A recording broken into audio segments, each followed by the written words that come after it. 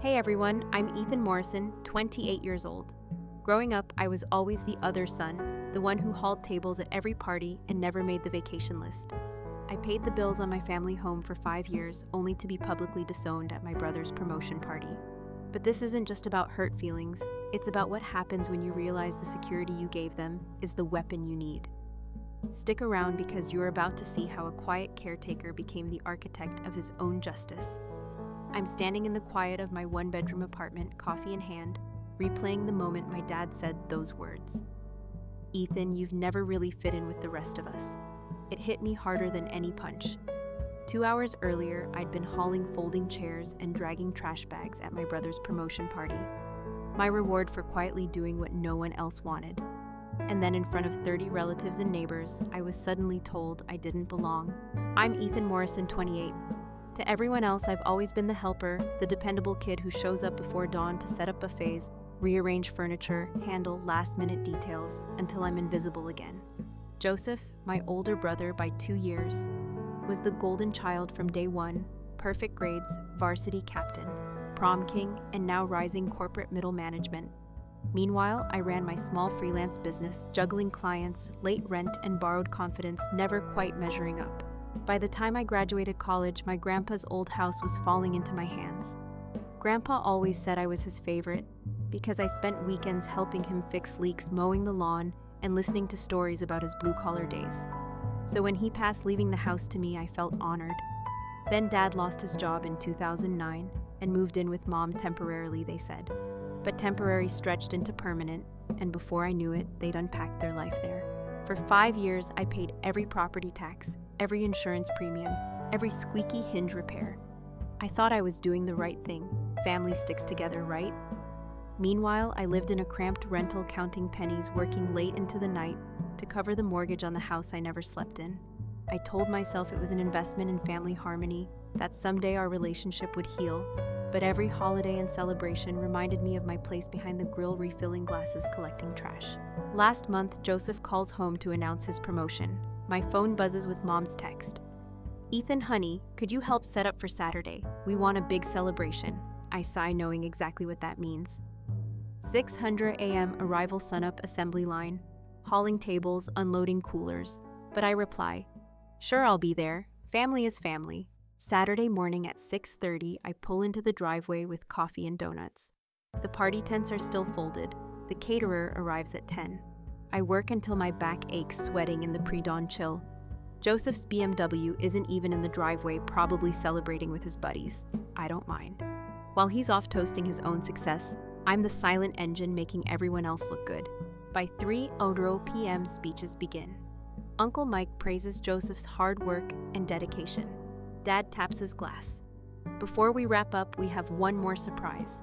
My heart flutters. Maybe they'll help Joseph buy his first home, maybe kick in for a car. But then Dad grins and announces, "We've decided to take the whole family on a 2-week European cruise to celebrate." Cheers erupt, hugs, laughter. I feel something twist in my chest. This should be mine too.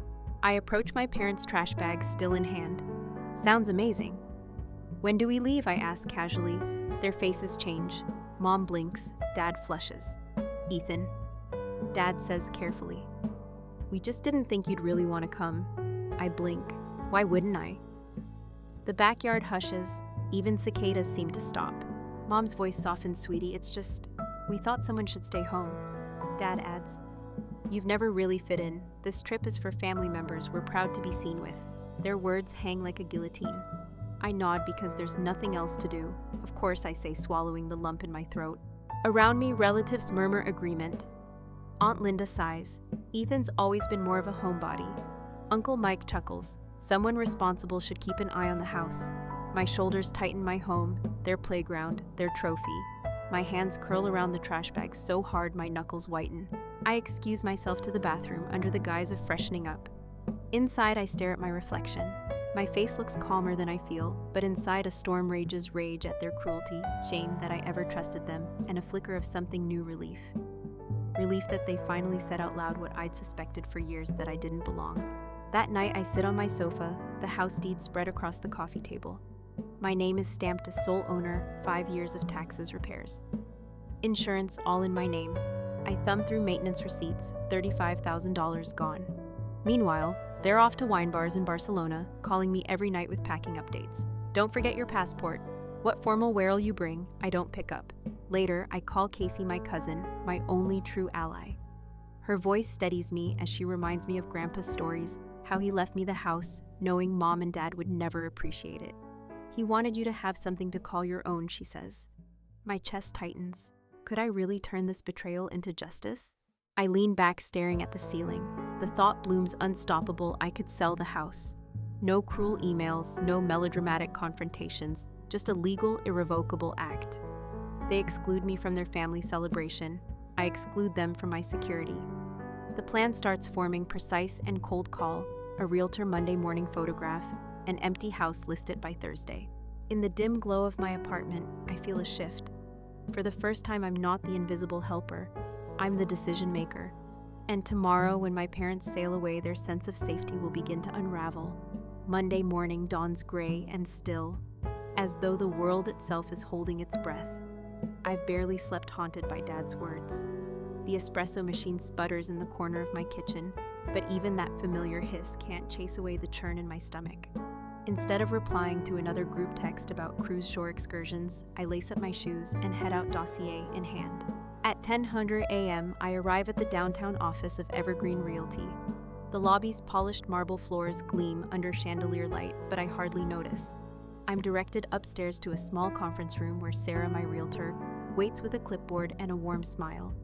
I set the property deed, tax bills, and maintenance receipts on the glossy table. Her brow arches. You ready to sell?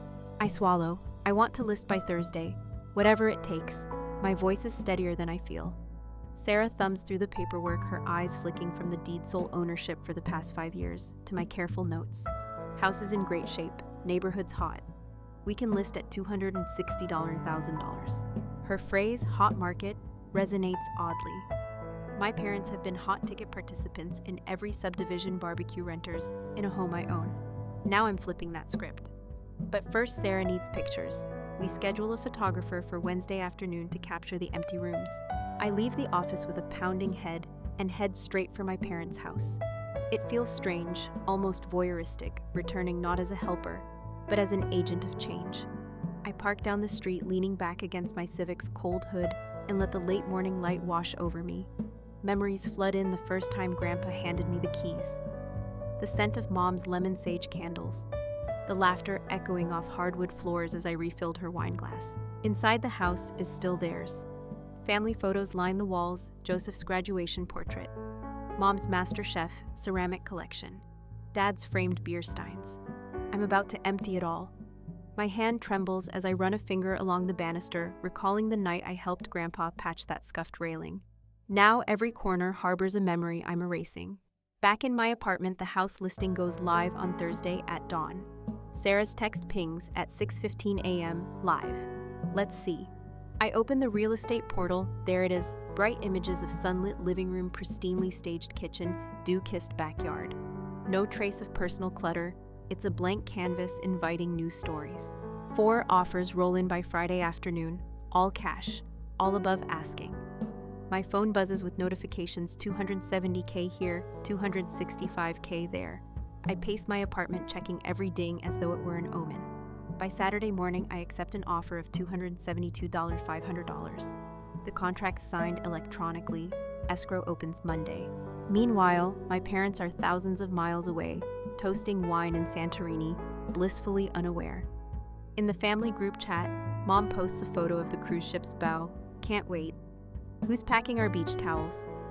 I don't respond. Instead, I spend the day visiting a storage facility across town, a climate-controlled unit I reserved for 6 months.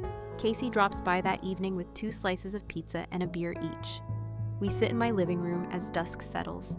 Her eyes are bright with a mix of pride and worry. You sure you want to do this? She asks softly. I pick at the pepperoni, my knuckles white. I don't know if it's revenge or self-preservation. I pause. They think they own this place. I'm about to prove otherwise. She nods, sober. Remember, it's legal, and it's yours. That reassurance steadies me. I imagine their faces when they read the storage unit code on their voicemail, 0925 Joseph's promotion date. Escalation comes the next morning. I'm halfway through installing new locks on the shed when my phone buzzes an email from the cruise's excursion coordinator asking if Ethan Morrison will join them on the Pompeii tour. I stare incredulous. The coordinator doesn't know they've disowned me. They assume I'm family. I delete it. On Tuesday, I finalize the moving plan. Movers arrive Wednesday at 8:00 a.m. to pack everything. I instruct them, box up all personal items, photos collections, sentimental objects. Leave the basic stove refrigerator built-in cabinets. They nod professional and efficient. I can't watch. I retreat to my apartment windows thrown open as the truck rumbles away. Wednesday afternoon photos populate real estate sites. At 3:00 p.m., I get a text from Mom's number. Remember to water the plants. I stare at my phone. A smile tugs at my lips. Tears fight their way up, but I swallow them down. Instead, I text back, "Will do," and put the phone away. Meanwhile, inside the now empty house walls echo hollowly. The air smells of fresh paint and bubble wrap. The movers load the last box, Mom's angel figurines, Dad's vintage beer mugs, Aunt Linda's quilt. I transfer them to storage and lock the unit 247B. I slip the only key into my pocket and feel an unexpected pang gratitude for freedom. That night, I barely sleep again. I drift between dreams of empty rooms and newsroom headlines, family forced into rented apartment after son sells house. But unlike a dream, this is real. And unlike my nightmares, there's no fear, just the buzz of adrenaline. Thursday morning, I wake to a voicemail from my dad. His voice is shaky. "Ethan, there's been some mistake. We're back in Rome. The villa booking is non-refundable, but the house strangers moved in." The voicemail cuts off. I don't call back. Instead, I shower dress in a crisp shirt and walk to the lawyer's office for closing. Marble floors, the same room where I first listed. Today, I finalize the sale. I sign papers transferring my ownership to the young couple with twin babies. The net proceeds, $247,800, will wire to my account by tomorrow. I ask the lawyer to send the storage unit details to my parents' unit 247B code 0925. On the drive home, I feel oddly calm. The weight that pressed on me for years, expectations, unspoken contempt, silent duties, has lifted. It's like exhaling after holding my breath for a lifetime. Late afternoon, I sit on my apartment's fire escape, tucking my legs under me. The sun's last rays gild the skyline. I close my eyes and listen to the city hum, unfamiliar yet welcoming. A new chapter begins here, beyond the four walls, where I was once invisible. Thursday afternoon, I sit on my threadbare couch, the hum of my apartment's air conditioner scraping against the silence. The blinds are half drawn, filtering the sunlight into stripes across the stained carpet. I've spent the morning reviewing my bank account, $247,800 staring back at me, and organizing new client proposals on my laptop. But every few minutes, my phone buzzes with missed calls and frantic texts from numbers I'll never answer. It's almost surreal. My parents, cruising through Europe just days ago, are now sprinting back toward a home that's no longer theirs. I imagine Dad's brown leather suitcase slipping off the carousel in Rome. Mom's voice cracking over airport announcements, "Ethan, please," as they try to make sense of eviction notices they never saw coming. Meanwhile, I'm here typing out emails and sipping lukewarm tea, the only disturbance the distant siren of an ambulance or the bark of a neighbor's dog. By late afternoon, I decide to break my routine. I head to the corner grocery store, balancing a recycled tote bag against my hip. The deli clerk recognizes me, still working those late projects. He asks, sliding a block of cheddar across the counter. I smile politely, thinking how different my life looks now. In the past, I'd come here after setting up tables at family parties, hauling platters of cut fruit under fluorescent lights. Now I pick groceries at my own pace. No rush, no urgent text from Mom reminding me to prune the shrubs. Walking home, I pass the dumpster area, where our building's cats lounge in the sun. A tabby stirs and mews, and I crouch to scratch behind its ears. The cat purrs, and for a moment I imagine it's a metaphor, once feral, now trusting. Maybe that's me learning to let others in after a lifetime of being sidelined. Back inside, I spread my groceries on the counter: avocados, whole grain bread, cold brew concentrate. I decide to cook for myself tonight and act both mundane and liberating. I slice garlic and onions, saute them in olive oil, and throw in some pasta. The kitchen fills with the warm, homey aroma that my parents used to banter over. But there's no one here criticizing my chopping skills or asking why I only bought 2 tomatoes. As the pasta boils, I open my laptop and scroll through social media. Joseph has posted a group photo from the cruise he mom and dad lounging on deck chairs. His caption, "Best family vacation ever, love you guys." The comments are effusive, so jealous. You guys deserve it, and I feel a familiar sting. But this time, I don't ache with longing. Instead, I notice how perfectly curated the image is, how every filter hides the tension beneath. I close the app realizing that I'm no longer invested in their highlight reel. Dinner is a solo affair on my coffee table, episodes of a sitcom playing softly on my laptop. I pause between bites to jot down thoughts in my journal. I wonder if they'll ever admit how wrong they were, or if this will just be another family story twisted by memory, until I'm the villain. I underline the last line twice. It feels important to record what I'm feeling now, unfiltered while it's still raw. After dinner, I stand at the window looking out over the city. The skyline is a jumble of neon signs and distant cranes, the kind of view I never had at my parents' house. There the backyard hedges boxed me in. Here the horizon stretches infinitely. I sip a glass of water and lean my forehead against the cool glass, breathing in the possibility of something new. Later, around 8:00 p.m., I get a message from Casey. "Hey, want to meet up tomorrow?" Coffee. A simple invitation that feels like a lifeline. I type back, "Absolutely. See you at our place." And by our place, we both know, I mean the corner cafe where she always buys me the double shot espresso I can't afford. Sleep comes fitfully. My dreams are messy mashups of empty hallways and echoing laughter of packing boxes and cruise ship horns. I wake twice to check the time, then turn over and stare at the ceiling fan, willing it to slow. At 3:00 a.m., I finally drift off. Friday morning, I'm at my laptop by 7:30. My inbox is full of work proposals and newsletters, but conspicuously absent are any apologies or panicked voicemails from my parents. I sip my cold brew and type a short email to my accountant instructions to allocate funds for taxes, savings, and a small cushion. Part of me bristles at how adult responsible this feels, but another part of me relishes its autonomy, not pandering. At 10:00 a.m., Casey arrives. She pushes open the cafe door, waving enthusiastically. Her warm smile is the antidote to the past week's turmoil. We share a hug and she orders our usual 2 Americanos black. I stir mine slowly, inhaling the bitter aroma.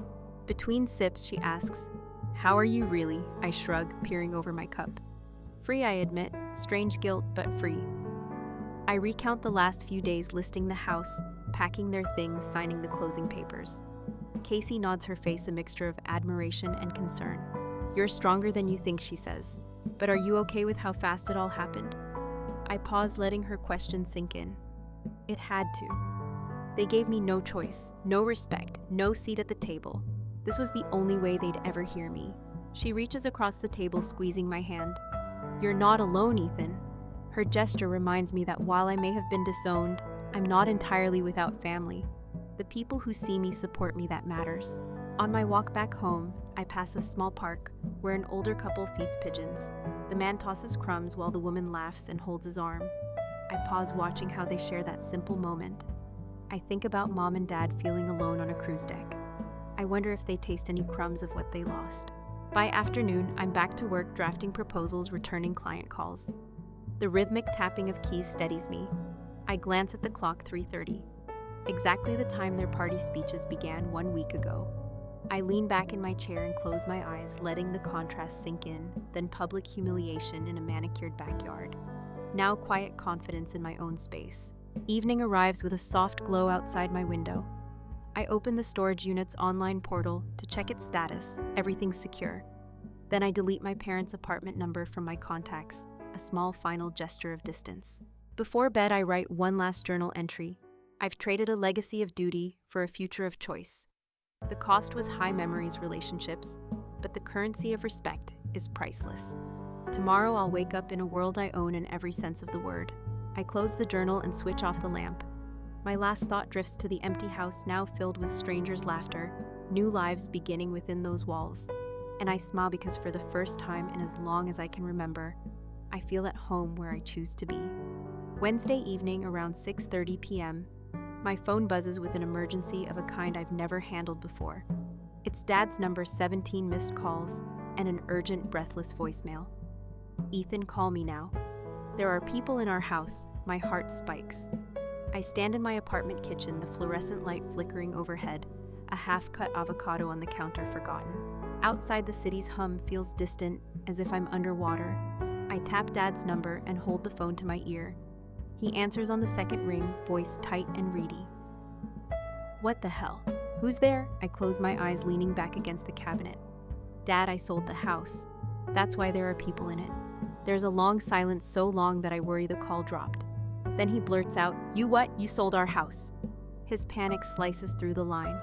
Grandpa left it to me. I listed it closed last week. The new owners moved in yesterday. My voice is calm, unnervingly calm. I can almost hear his brain scrambling, desperate to make sense of it. Ethan, this is insane, he snarls. We've lived there for 15 years. How could you? I didn't think I counted as living there, I say quietly. You said so yourself at Joseph's party. I hear Mom wailing in the background, her voice cracking. Please, Ethan, this has to be a mistake. I glance at the kitchen clock. 6:45. Their plane should have landed in New York hours ago, somewhere over the Atlantic, clueless. Now they're stranded in Rome while their home is in the hands of strangers. Dad's tone shifts to anger. You have to fix this. Call the police, cancel the sale, do something. My stomach clenches. I imagine him pacing the empty rooms he once considered his domain, fists clenched around a phone that rings unanswered. I can't, I say softly. The sale was legal. New owners have paper keys, movers. I pause, feeling my pulse thrum in my ears. I hope you find somewhere safe to stay. Then I hang up. The apartment is silent except for the faint whir of my laptop's fan. I sink onto the sofa, pressing my palms to my eyes. The adrenaline is fading, leaving behind a hollow ache. I scroll through my email. The bank deposit, $247,800, was confirmed this morning. The money is mine, untouchable. At 7:15 p.m., there's a knock at my door, so forceful it rattles the frame. My heart jumps into my throat. I peek through the peephole. There they are. Mom, Dad, Joseph, even. Aunt Linda faces flushed eyes wild. Dad's hand is raised as if to knock again. I step back, locking the deadbolt. Open up, Dad shouts. Your own parents. The hallway is tight. I can almost feel their heat pressing against my door. A primal part of me flinches. This is the family I knew, demanding, entitled, furious. But another part stands still, unafraid. I slide the chain lock aside and crack the door. Dad's face is inches away, jaw clenched, eyes blazing. Mom's tears stain her cheeks. Joseph looks conflicted, guilty. Aunt Linda stands off to the side, arms crossed. Why? Dad spits the word like a curse. Why would you do this to us? He gestures to the hallway. This used to be my home. I meet his gaze, voice firm. It still was until you said I didn't belong. I pause, letting my words sink in. You said I wasn't family material. Mom steps forward, voice trembling. Ethan, No, I cut in. You're right. I'm not the son you were proud to vacation with. So now you can learn what that feels like. Joseph sighs, running a hand through his hair. Look, man, maybe there's some middle ground. I shake my head. There's only one way forward. Aunt Linda's lips form a tight line. This is heartless. I shrug. Legal. Their shoulders slump as realization washes over them. Mom's shoulders tremble. Dad's jaw works like he's chewing invisible glass. They stare at me as though seeing a stranger in my place. I step back, unlocking the door fully. There's someone waiting inside, I say, voice steady. If you go in, you'll be trespassing. I nod toward a small cluster of moving boxes in my entryway. They bought the house. They've unpacked. Police were called last night. Dad's face drains of color. He glances at Mom, her tears slow, her posture collapsing. Joseph's shoulders sag. Aunt Linda averts her eyes. I close the door gently between us. The deadbolt clicks home. Their muffled voices drift through the wood, pleading, panicked, angry. I lean against the door, exhaling a breath I didn't know I held. In my living room, I turn on the lamp and sit at my desk. My hand trembles slightly as I open a fresh document and type, Casey, we need to talk logistics. They'll need immediate housing. Let's research short-term rentals. I hit send. Outside, I hear the elevator ding and footsteps retreat down the hall. The sound of their despair is a bitter melody, but underneath it is something sweeter, closure. For the first time, they're feeling the insecurity I lived with for years. I close my laptop and stand by the window, watching the sun dip below the skyline. The The city lights begin to flicker on tiny stars in a concrete sky. I press my forehead to the cool glass, tasting the moment raw, empty, yet profound. My phone buzzes again this time, a single text from Casey. I found a 2-bed apartment near work. Affordable short-term lease, sending details. I tap out a reply. Thanks, let's meet. I turn away from the window and walk into the kitchen. The avocado's gone bad. I toss it in the trash. My reflection stares back at me from the window, eyes clear, shoulders straight. I whisper into the emptiness I'm free. And in that quiet apartment with the echoes of that night still whispering through the door, I realize that justice isn't loud or vindictive. It's simply the balance restored, the scales finally even. This is the moment where betrayal peaked and came crashing down, leaving behind the skeleton of an old life and the promise of something new. Saturday morning sunlight filters through my living room blinds, casting long, warm stripes across the hardwood floor. For the first time since this whirlwind began, I wake without an alarm, without the weight of other people's demands pressing on my chest. Instead, I stretch, swing my legs over the edge of the sofa, and let the quiet settle in a quiet that belonged to me long before I ever felt like I belonged to anyone else. I brew a pot of coffee, strong black the way Casey taught me, and wander over to my little bookshelf.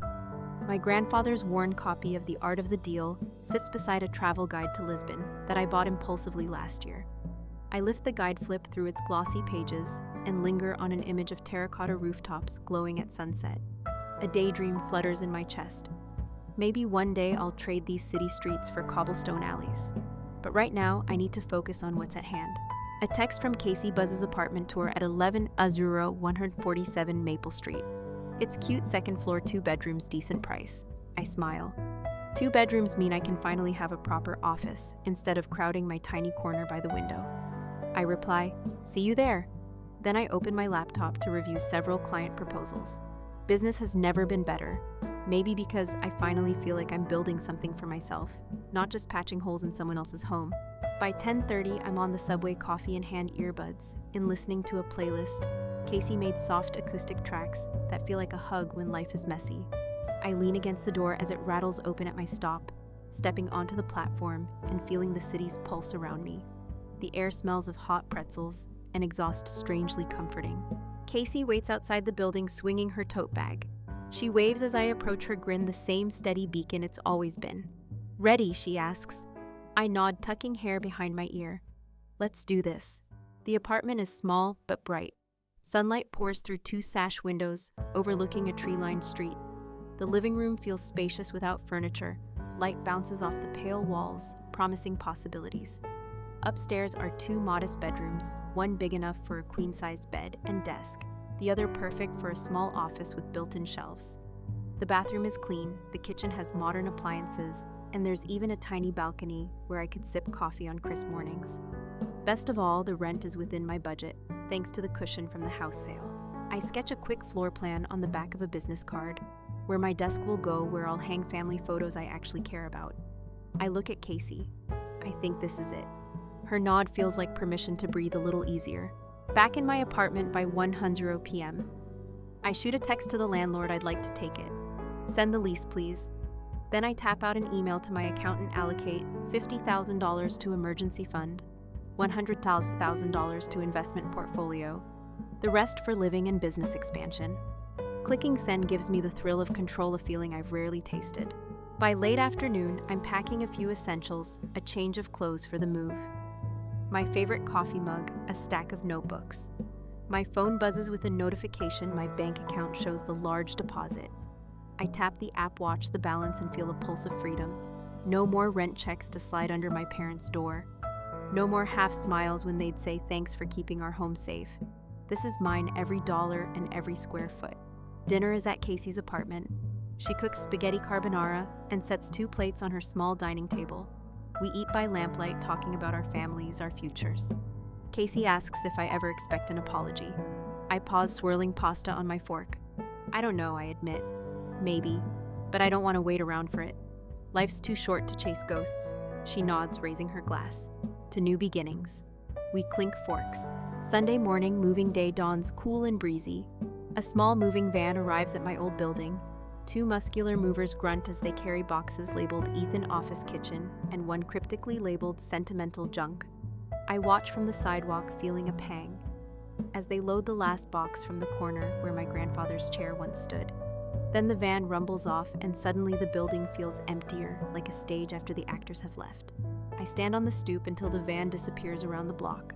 Then I turn and walk toward my future, toward 147 Maple Street. The movers greet me at the new front door, and I hand them the key, picturing each box unpacked in its rightful place. The process is messy bubble wrap cardboard, the faint aroma of old paper from my journals. But as I unpack my coffee mug and set it on the new countertop, I inhale deeply. This clutter, this disorder, is the opposite of suffocation. It's the messy birth of independence. That evening, I collapse on my new sofa, an old thrift store find. Casey helped me snag and scroll through my phone. No missed calls from home. Instead, friend requests from clients, notifications from job boards, and a text from my accountant confirming the allocations. My finger hovers over the home button on my bank's app, reminding myself that the balance will go up and down, but the foundation is solid. I sink into the cushioned lights of the living room, reflecting off the windows, the city skyline beyond. I pull out my journal and start a new entry. Day 1 in the place I own, with my own hard work. It creaks a little, smells like fresh paint and possibility. I'm still me, flaws, doubts, hopes, but for the first time, I'm the star of my own story. I close the journal, feeling the weight of past burdens lifting. Tomorrow, I'll set up my desk, arrange my business files, and maybe even hang that Lisbon poster. Tonight, though, I let silence wash over me. I let gratitude fill the spaces where shame once lived. As I drift to sleep on a real mattress, not a pull-out couch, I realize that rebuilding isn't about erasing what came before. It's about laying bricks where there used to be rubble. I've reclaimed my worth, my security. And now I'm free to build something new, something wholly mine. And that, more than any revenge, is my greatest victory. As I close this chapter and look ahead, I realize that true freedom isn't found in revenge alone, but in reclaiming your own story. Setting boundaries, demanding respect, and walking away when it no longer serves you. If you've ever been underestimated or overlooked, know that the power to redefine your worth lies in your hands. Hit like if you believe standing up for yourself is the ultimate act of self-love, and subscribe for more real-life tales of quiet justice and hard-earned triumphs. Share your own story in the comments. Let's build a community where every underdog finds their voice. Until next time, choose yourself first. Story 2. I moved out after mom revealed she was pregnant for the 6th time, but I'm tired of taking care of her henchmen. However, this occurred after she called the police on me. Subreddit. So it's not only a case of 7 kids. We are discussing the full-fledged 7 deadly sins, version for the home, greed, verify, wrath. What a boy. Verify again. It's messy and lengthy, and I would have called BS if I hadn't experienced it. 2. This is how it all transpired. Aisle 18, male, commence at the beginning. Imagine this. I was born to parents who were essentially children themselves. Mom was 19, dad was 20 years old. That's family planning at Einstein level. Teenagers on minimum salary are unable to buy a place of their own, so we crashed at my maternal grandparents' house. Living with my grandparents during those formative years was undoubtedly the highlight of my early years. Gramps. My grandfather was an old-fashioned mechanic who taught me everything from rewiring outlets to changing oil. With duct tape and perseverance, this guy could fix anything. The man's garage workshop was essentially my boyhood paradise. Logical projects, well-organized equipment, and real workbenches. With genuine kindness, my grandmother Nana was essentially Martha Stewart. Everything was done at home, the house was immaculate, and she never once made me feel like a burden. There was usually a fresh batch of cookies cooling on the counter, and her kitchen always had the scent of something wonderful happening. Here's what, however, truly made those years noteworthy. When I had a difficult day at school, my grandparents made me feel important. Nana would prepare hot chocolate while paying attention to what transpired. When I was thrilled about a new discovery, Gramps would stop whatever he was doing and focus entirely on me. They remembered my interests, attended all of the school functions, and gave me the impression that they were happy to have me as their grandson. My folks, however, treated the establishment like a complimentary hotel with room service. They would arrive around 2:00 a.m. from whatever gathering they had attended. Sleep until noon, then whine about your adult obligations stressing you out, while Gramps was trying to teach my dad how to fix a leaking faucet or change a tire, my dad would sprawl out on the couch and play video games. That's the purpose of Ali A. Without once looking up from his controller, my dad would say, "What occurs if you are unable to pay for AA?" Gramps would inquire, "When I get there, I'll sort it out." My dad was like that about everything. Later figure it out. Leave it to someone else. Steer clear of accountability until it becomes inevitable. Not much better was my mother. Every time her friends wanted to get together, she abandoned me for Nana. Never inquired as to whether it was convenient. "Could you keep an eye on him for a few hours? Sarah needs someone to talk to because she's going through a crisis." Interpretation: I want to drink and gossip. Here is my child. When you're 5 years old, eating freshly baked cookies and listening to Gramps teach you new things, you don't fully examine the shortcomings of your parents' character. I simply knew that, unlike when I followed my parents around, living with my grandparents was secure and dependable. When I started first grade, the relocation that began my own Vietnam occurred. My parents said that they were prepared to live on their own.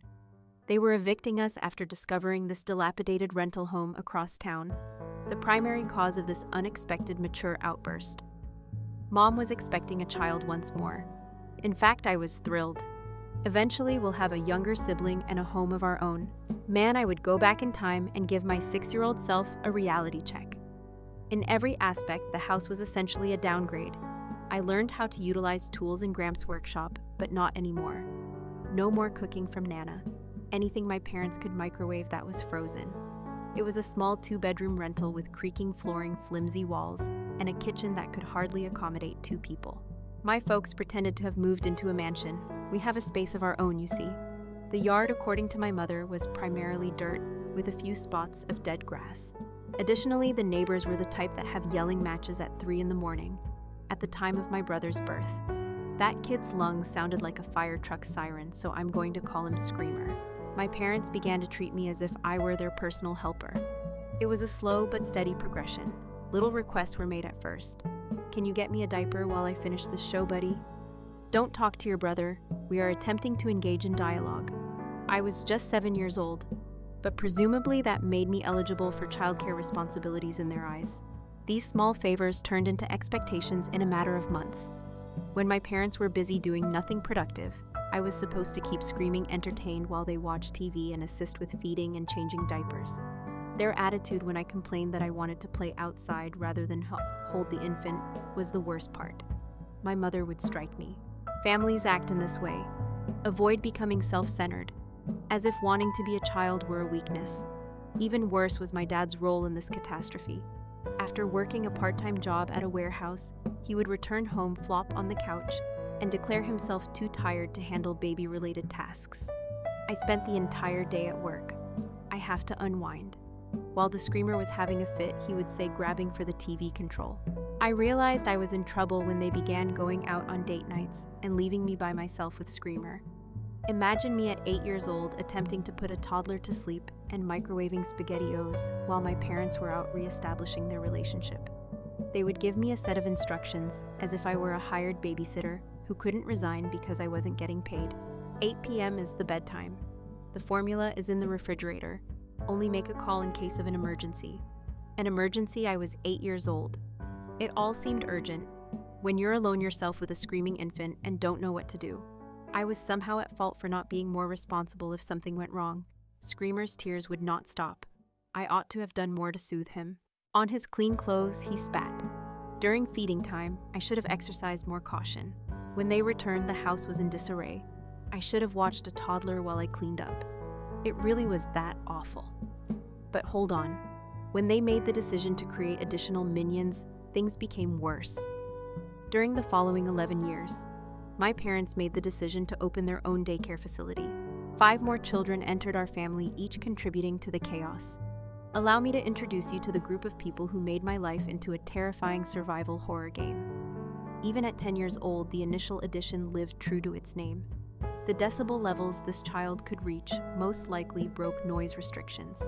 Screaming became his go-to way of communicating once he found that it quickly attracted attention. Did you not want to put on shoes? Scream. Disliked the food that was served? Scream. His favorite toy was nowhere to be found. Screaming at the nuclear level. The third destroyer kid got his moniker by shattering everything he came into contact with. His brilliance is the gaming headset I purchased. The kid's hands were like those of a demolition crew, and a sugar-high toddler's ability to manage their impulses. At one point, I saw him open a package and shatter an indestructible toy truck within 5 minutes. Kid number 4 is a prick. This young princess. Consider the zombie versus plant game. The plant was her. Spitting on everything is her favorite activity. Russian roulette was made out of meals. It was impossible to determine which plate was tainted. As if she were being giving, she would bite into her sandwich, spit it back onto the bread, and then offer it to someone else. My parents believed that she would outgrow this phase. She didn't. Knock or 5 tornado kids. In less than 5 minutes, it could transform a pristine environment into a catastrophe area. I promise that this child's ability to cause chaos so quickly defies the rules of physics. Before everything was destroyed, you could actually observe him walk into a room and count down from 10. Velcro child number 6. The clingy person who needed to be attached to someone in order to function. You can probably guess who that person was. Not our parents, spoiler alert. This child would have tantrums if I tried to go anywhere without him and would follow me around the house like a lost dog wailing if I went to the bathroom by myself. The baby is a hurricane, just out of the oven and immediately fulfilling the family's custom of making life more difficult for everyone else. 6 catastrophes. I was given greater responsibility with every new addition. My parents' reasoning. You're really skilled with children. In other words, we're too lazy to be parents. That is now your responsibility. This is a prime illustration of the dysfunction. Frozen pizza for a family meal. Because it seems like cooking is extremely difficult. Every time my parents heated up as many pizzas as they felt we needed, piled them into plates and declared it dinner, the drama would unfold in the same manner. The pepperoni fell directly to the ground if the spitter didn't like it. It wasn't scooped up and placed on her plate or given to another person. I brought up the fact that this was filthy and repulsive. Kids will be kids, my father stated. She's eating the remainder at least. No repercussions, no instructional opportunities. Simply accepting that I was supposed to tidy up the barn where we were reportedly residing. Before someone steps on that pepperoni, can you get it? Going out in public was my own nightmare. Imagine me pursuing Tornado around Target as a display of neatly placed soup cans was knocked over by a toy destroyer, and the screamer had a tantrum because we wouldn't purchase him a toy. I couldn't walk properly because Velcro was stuck to my leg, and Spitter was licking the handle of the shopping cart. My parents, meanwhile, were standing there like tourists, periodically shouting, "Stop that!" while they watched street entertainers, without genuinely taking any action to prevent anything. Other people would look at us as if we were in a documentary about wildlife. To avoid the critical stares, I simply wanted to blend in or wear a shirt that read, "Not my kids, not my choice." Perhaps you ought to manage your children. During a particularly dramatic breakdown in the cereal aisle, a woman made a suggestion to my mom. My mother's reaction. They are simply being children. Some people are quite critical of others. Your children are now using Cheerio boxes as soccer balls after destroying an end cap display lady. We're not children for that. They are untamed creatures that just so happen to walk on 2 feet. The public scenes were nearly as bad as the car drives to and from these tragedies. As my parents quarreled over directions, money, or who should handle the next issue, I tried to keep everyone from killing each other in a minivan full of 7 people that smelled like diapers and dead rats. "Have we arrived yet?" became the background music during my teenage years. In addition to "I have to pee, he's touching me," and the amazing chorus of baby crying, which never seemed to end. As I grew older, my parents' expectations changed from occasionally helping out as well. "You are now an unpaid worker for us." Every weekend, every school vacation, and every time I wasn't in class, I was immediately assigned to babysit. They didn't inquire. "We're going to supper on Saturday," they simply said. You'll see the children forming plans with their pals. Unfortunately, school function, not significant. Typical teenage pursuits, selfish, time was wasted. It got especially frustrating on Friday nights. Other children my age were simply being typical teenagers hanging out or going to the movies. At home, I was changing diapers and attempting to get 5 children to go to bed at a decent hour.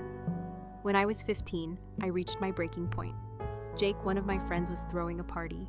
Just school children playing games and hanging out, typical thing. I had been anticipating it for weeks since I was never allowed to engage in typical adolescent activities. My parents gave me permission to leave. In fact, I was taken aback. They appeared to realize for once that I needed a social life of some sort. I was thrilled all week to be able to spend time with folks my own age without worrying about tantrums or changing diapers. Then they dropped the bomb 2 hours prior to the celebration. Plans have changed. We made the decision to see the late film. You must keep an eye on everyone. Their casual manner of saying it infuriated me, as if my plans were a trivial annoyance that could be thoughtlessly discarded. However, you mentioned that I may visit Jake's. Plans are subject to change. Family comes first. I went crazy. I never have something to do. I am 15 years old, not present. Dad. My father's expression darkened. You get food and shelter from us. Helping us out when we need it is the least you can do. Give up your lack of gratitude. Ungrateful for wishing to be a typical adolescent for a single night. My cousin Paul entered the picture at that point. About 25 years old, Paul was my mom's nephew and the antithesis of the chaos in our family. Over the years, he had observed this entire setup during family get-togethers, and he just so happened to arrive that evening as my parents were preparing to head out to their movie. Where is he dressing up to go? When Paul saw me wearing nice clothes, he inquired, "We need him here yet." He was meant to attend a party. My mother remarked nonchalantly, as if switching the TV channel and canceling my plans were commonplace. Paul glanced between me and the small demons who had already begun their destructive nighttime ritual. How recently did this child get to spend time with friends? He spends all of his time with his siblings. The two are not the same. Paul looked across at me. Attend your celebration. I will observe them. Paul put an end to my mother's protests with the cool authority I wish I had. He is 15 years old. Instead of raising your children, he ought to be spending time with children his own age. Boom. The first member of my family to genuinely recognize what was going on. Paul refused to budge when my parents argued. I'm not a teenager. Guilt tripping is an option. You stay at home, or I watch them. You have an option. I hadn't felt like a typical kid in years until that night at Jake's party. We ate pizza that no one spat on and played video games, and I only had to think about my own bedtime, not anyone else's. Paul was like the big brother I never had after that. He would frequently check in on me, take me out when things became too heated, and when he saw my parents acting badly, he wouldn't hesitate to call them out. This isn't normal, don't you? During one of our escape missions, he asked me to fetch ice cream. Our family just operates that way. I repeated the statement that my parents had instilled in me. No, it's your parents' way of evading their obligations. Kid, there's a difference. I felt like I was being given permission to be upset about my circumstances when I finally had someone acknowledge what I had been experiencing for years. Hurricane was the ultimate slap in the face during junior year. My blood pressure continues to rise as a result of a decision my parents made. Unlike other people, they placed the crib in my room rather than in theirs. They serve as justification. We really need to sleep for work, and you're very good with babies. I had to forego sleep in order to care for this infant that they had created, since they were employed. As if I didn't have to worry about school homework or the future. I became a single father to my baby sister at 2 a.m. in 1616. Feedings, changing diapers. Coping with colic, spending hours on the floor, and attempting to lull her back to sleep, all while attempting to keep up good grades and avoid appearing like a Walking Dead extra at school. My room was essentially set up like a nursery with my bed in it, a crib against one wall, and a changing table in place of my desk. Every surface is covered with bottles and infant supplies. I was barely able to use my computer and forgot about privacy when it was moved to a corner. Even though my parents' bedroom was directly across the hall, they pretended that it was in a different time zone. The following morning, as I staggered around like a zombie attempting to get ready for school, they would add, "We didn't hear her crying." Bullshit. Hurricane's sobs were audible across the entire neighborhood. They knew I would take care of it, so they decided to ignore it. The lack of sleep was cruel. My academic performance began to decline. How were they unable to? I was constantly tired or unavailable, so my friends stopped asking me out. I didn't simply lose my social life. It was killed with premeditation and hatred. The academic fallout was disastrous. I went from consistently receiving B+ grades to barely keeping up a C average. Teachers began inquiring about my family's well-being, but I wasn't sure what to respond. My parents made me become an unmarried adolescent father who was too insane to be real. It was an incredible encounter when my guidance counselor, Mrs. Patterson, contacted my home to discuss my declining GPA. We are worried about his academic standing. This semester, his grades have drastically declined. Are things going well at home, Mom? Without a pause. Oh, he's simply experiencing a period of rebellion. Do you know how teenagers can fail to put forth the necessary effort? Mrs. Patterson was obviously perplexed. According to his professors, he frequently nods off in class. Are you certain that his sleep schedule isn't being impacted by anything? He plays video games until too late. Most likely, today's youth lack time management skills. Video games, correct. Mrs. Patterson recommended that in order to assist me concentrate on my schoolwork, I might need more support or less responsible children at home because I had so much free time. In fact, my mother laughed. Today's children have things too easy. A little accountability never did anyone any harm. Develops character. My mother promised to talk to me about time management and study habits at the end of the chat, which amounted to a lecture about how I should put in more effort and quit making excuses. That spring was the last academic kick in the teeth. I had been accepted to the State University's competitive summer engineering program. 3 weeks of rigorous education that may have significantly improved my chances of getting into college. The program was selective. For the first time in months, I was truly thrilled about it, and it looked amazing on resumes. My parents' reaction when I informed them of the approval. While we work, who will look after the children? Paul promised to assist on the weekends, but it's only been 3 weeks. Paul is not being forced by us. Whenever you feel like doing something, they simply won't let me leave. There was no dialogue, no compromise, and no thought given to how this opportunity would affect my chances of attending college. My parents couldn't be bothered to raise their own children, so I watched that acceptance letter become just another reminder of what I was missing out on. According to my father, there will be other chances. Prestigious summer programs seem to flourish. When will there be time for other opportunities? I asked. For that, he had no response.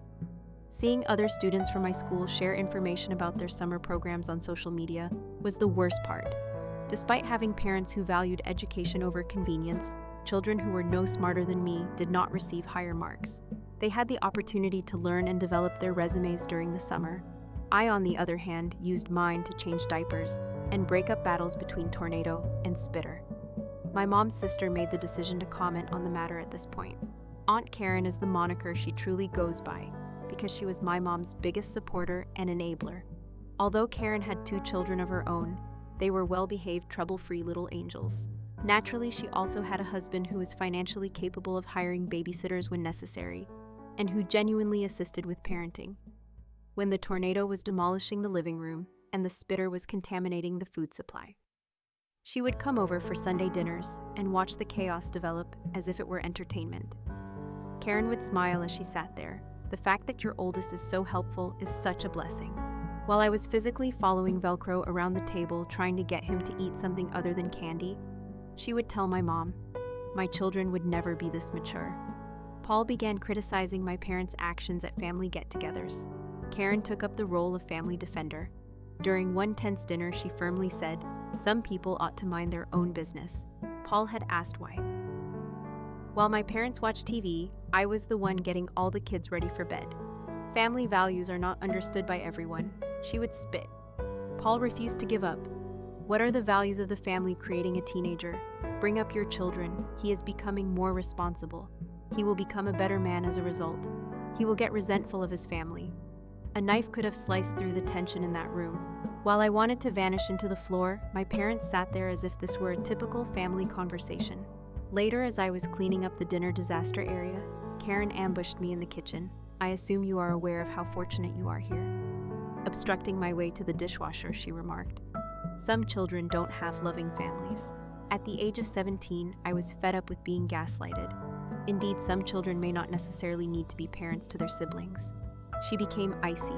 In this family, thankfulness is highly valued. I work hard to raise their children, and your parents work hard to provide for all of you. What are you trying to say? When things went tough, your parents might have placed you in foster care.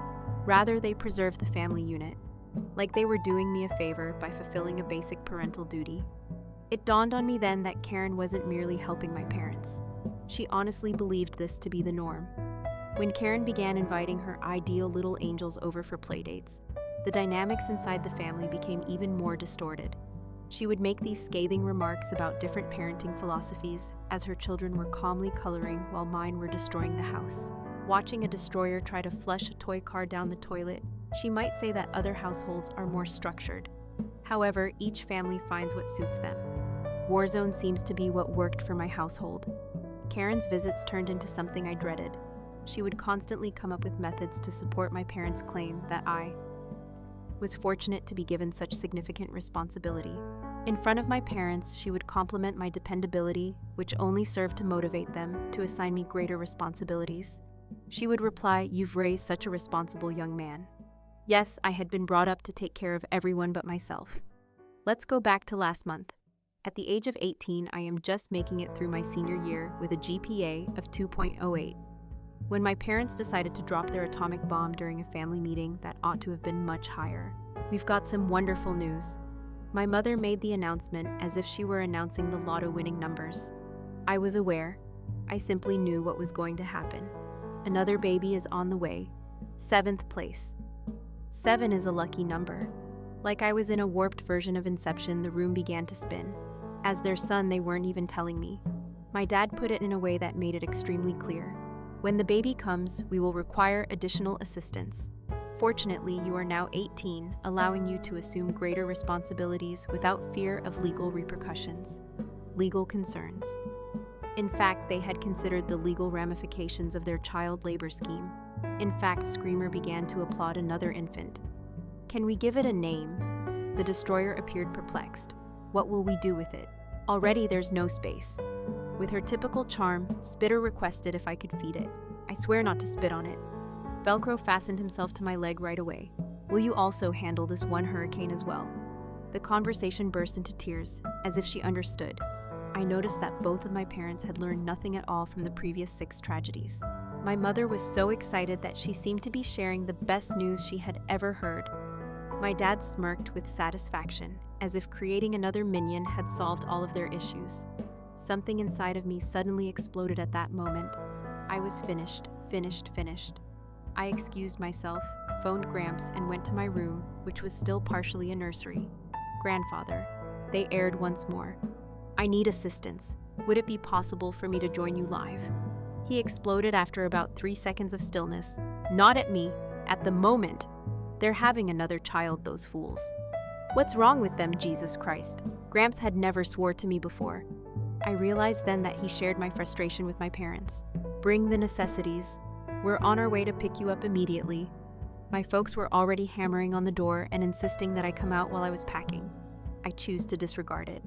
I took out my clothes, my phone and charger, and most crucially, my social security card and birth certificate. Thanks for the tip, our legal counsel. After waiting for 30 minutes, Nana and Gramps arrived and I left. My grandparents had never looked so irate in my life. When my parents learned I was leaving, Gramps seemed to want to shake them until their teeth rattled their faces. Shock. Their son's move out did not make them sad. Already they were in a frenzy over who would be responsible for their duties. You can't simply walk away. My mother yelled at me as if I had broken a contract. Observe me. As I passed her holding my duffel bag, I said, "Your folks are where that must mean something coming from folks who have treated me like hired work for years," my dad continued. No, I paused at the entrance and stated that. The folks that gave birth to me are you. There is a distinction. Gramps moved to stand next to me. Perhaps he wouldn't be going if you had treated him like family rather than like a piece of free labor. My dad stoked as if to protest, but Nana cut him off with a single glance. She said curtly, "We'll be in touch about his things," and led me out the door as we drove off. I was finally able to witness what my parents' lives were like without their unpaid babysitter as they stood in the doorway with the children, commotion exploding behind them. After my big escape, my phone became a nightmare of notifications within hours. Missed calls, angry texts, voicemails that range from angry to deceptive to utterly pitiful. The rage came first. "You have no right to leave your family in this manner.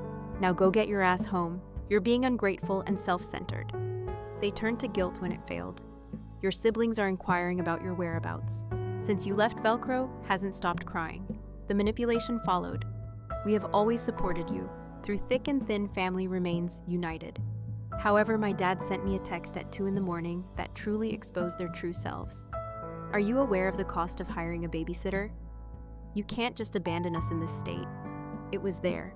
Losing their son wasn't their main worry. They were going to lose their free daycare. The mask had been taken off entirely. My mother continued to mail me in an increasingly desperate manner, expressing their need for me and couldn't operate without my assistance. I was vital to their home operations not because they missed me as their child. They escalated to threats when guilt failed. You won't be 18 till you graduate. We have the power to make you return. We're going to call the police. You're committing a grave error that will destroy your future. In fact, they twice carried out the police threat. The responding officers essentially urged my parents to get a life after taking a quick look at the matter on both occasions. After speaking with me in private and verifying that I was present voluntarily, the first police officer was obviously irritated. He told my parents that although he is still our minor kid, I am old enough to decide where I reside. Ma'am, he's 18 and a senior in high school, my mother insisted. Unless there is proof of coercion or kidnapping, we are powerless to do anything. Kidnapping is what this is. He's being turned against us by them. Officer Johnson appeared worn out. Was your son willing to go? Yes, indeed. It's not kidnapping, though. The decision on where to live is being made by an adult. 2 days later, another officer who was much less patient arrived on the second call. We've already experienced this, he informed my parents. Your son is old enough to make his own housing decisions. Perhaps you should concentrate on the children you still have at home, rather than the one who is obviously competent to care for himself. My father's face became as crimson as a stop sign. This is harassment. Our parental rights are being infringed. You don't have many parental rights over an 18-year-old, sir. If you believe otherwise, I advise you to speak with a lawyer. Then came the danger. They intended to sue my grandparents for kidnapping me and violating parental rights. Being the legend that he is, Gramps has called their bluff. Get a lawyer, please. Telling a judge why you are suing to have your son attend unpaid childcare would be fascinating. Unpaid childcare is not what it is. You mean it's a familial duty? A court will undoubtedly be eager to learn about those familial obligations that quickly silence them. Karen, who was reportedly spearheading the family's effort to portray me as the bad guy, was providing Paul with information in the meantime. Paul showed me the family group text, which was a masterwork of deception. Karen, it's unbelievable that he would leave his family in such a manner, following all that they have done for him. His poor mother is inconsolable, 7 children and no assistance. Paul, perhaps he wouldn't have left Karen if they had treated him like a son. He is being ungrateful and self-centered. Through thick and thin, family remains united. Paul, families do not take advantage of their children. You're feeding him bullshit about being taken advantage of, Karen. He had food on the table and a roof over his head. Paul, and how did he make the money to pay for those essentials that all parents are legally obligated to provide? For that one, Karen had no response. Observing the changes in family dynamics in real time was the most enjoyable aspect. Other family members who had remained quiet began to inquire about the circumstances. In the group chat, my mom's cousin asked, "Wait, why was he doing so much childcare? There are 2 parents and 6 more children, right?" Karen was suddenly retracing her steps. He wasn't really doing anything. He simply assisted like any good older brother would. God bless Paul, he wasn't going to tolerate that. He was feeding his infant at night as he slept in his room. That isn't beneficial. Being a parent is that. Karen didn't like the way her sister looked when the truth came out. This is where the intriguing part began. I had no idea how much Gramps and Nana had been chronicling. Every discourse that is concerning, each time I had arrived, weary. They'd been tracking every joke I'd spoken about being the third parent. Gramps took out the journal he had been keeping for months, which contained dates, timings, and notes regarding my stress levels and behavior. Without notifying anyone, the guy was essentially conducting his own inquiry. Entries such as March 15th were damning in the notebook. Over dinner, he dozed off. Claims that he spent the entire night with the infant once more. April 2nd. His parents asked him to watch their children, so he missed his school's scientific fair. For months, he had been working on his idea. June 10th. I saw that he had lost weight. My grandparents had been getting ready for this. They had months' worth of documentation when they called CPS. Screenshots of the texts in which my parents insisted that I postpone my plans to watch the kids. As laughs, I emailed pictures of the house catastrophe areas, but they really captured the chaos and neglect. Mrs. Madison was the social worker assigned to the case. She discovered exactly what you would expect when she first arrived at my parents' place. Anarchy. She didn't believe my parents when they attempted to dismiss it as one of those days, and kids being kids. Where do kids typically play? Glancing around the disaster area that had been a living room, she asked. Oh, really? Anywhere we support allowing children to be creative. I understand. And who usually keeps an eye on their inventiveness? My parents looked at each other. Our oldest normally lends a hand, but he's not accessible at the moment. Not accessible how he is temporarily residing with his grandparents. Phase of teenage rebellion. You are aware of the situation.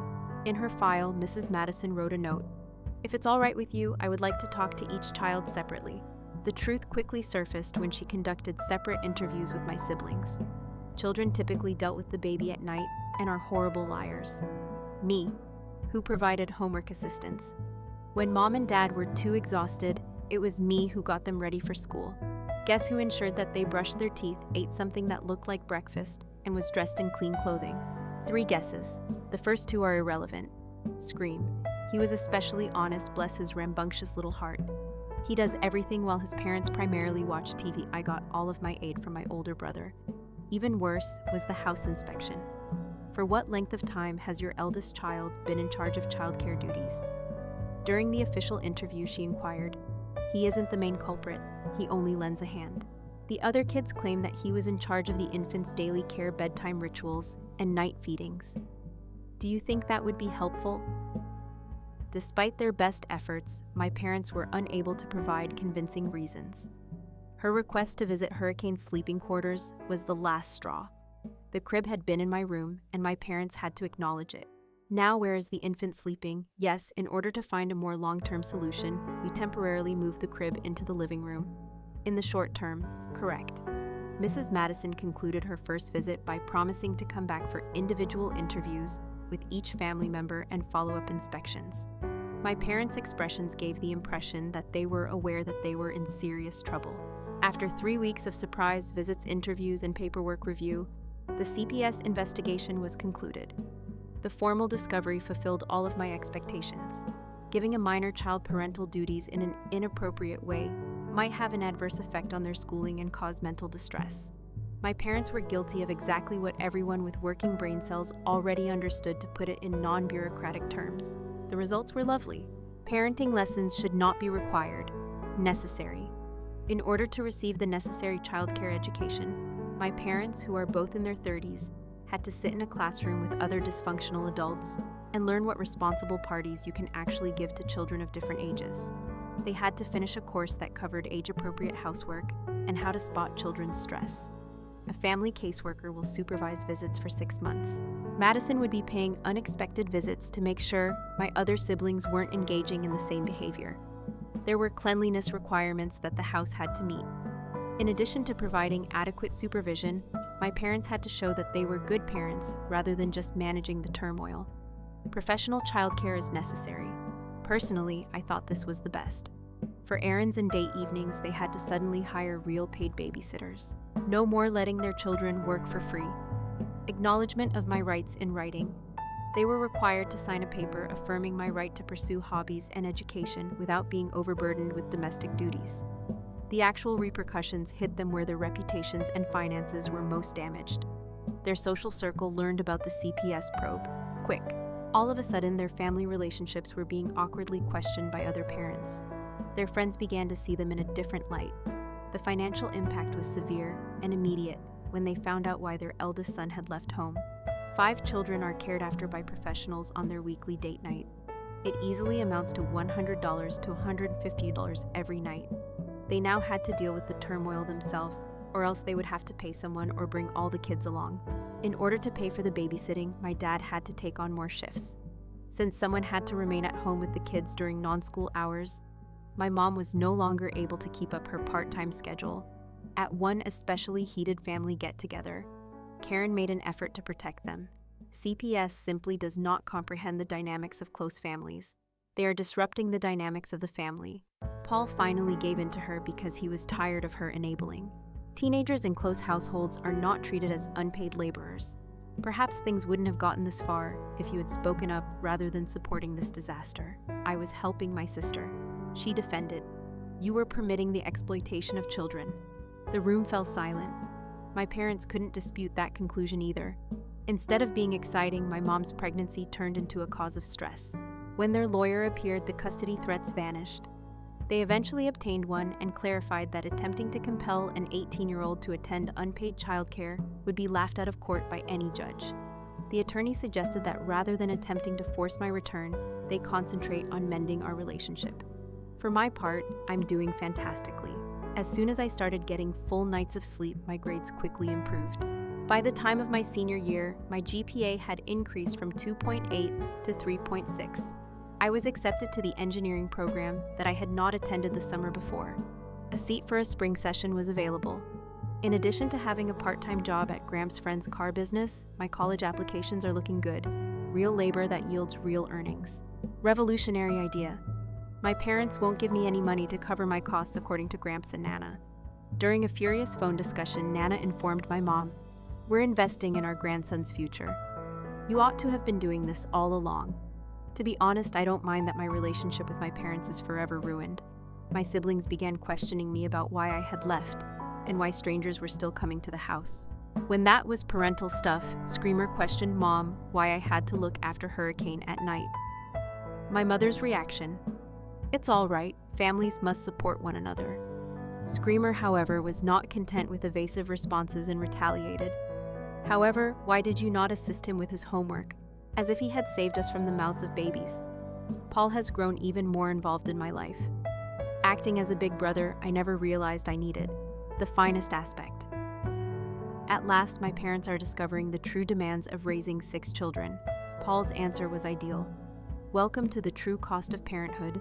Before having 6 children, most individuals figure it out.